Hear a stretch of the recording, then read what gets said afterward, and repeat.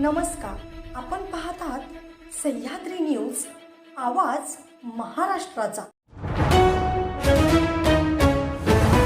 अशोक खरात भोवती सर्वात मोठा फास आता ईडीकडे। अखेर कोर्टानं तो निर्णय घेतलाच। नाशिकच्या भोंदूबाबा अशोक खरात याच्या अडचणीत मोठी वाढ झाली असून मनी लॉन्ड्रिंग प्रकरणात ईडीला त्याला अटक करण्याची अधिकृत परवानगी न्यायालयानं दिली आहे।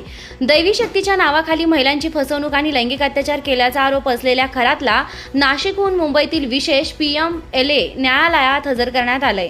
तपासात खरातनं विविध लोकांच्या कागदपत्रांवर तब्बल 69 बँक खाती उघडल्याचं उघड झालंय असून त्यापैकी जवळपास 60 खाती तो स्वतः हाताळत होता। या खात्यांमधून करोडो रुपयांचे संशयास्पद व्यवहार झाल्याचा दावा ईडीनं कोर्टात केलाय। सरकारवाडा पोलीस ठाण्यात दाखल मूळ गुन्ह्याच्या आधारे ईडीनं तपास सुरू केला असून बुधवारी पुन्हा कोर्टात हजर करून रिमांड मागितला जाणार आहे।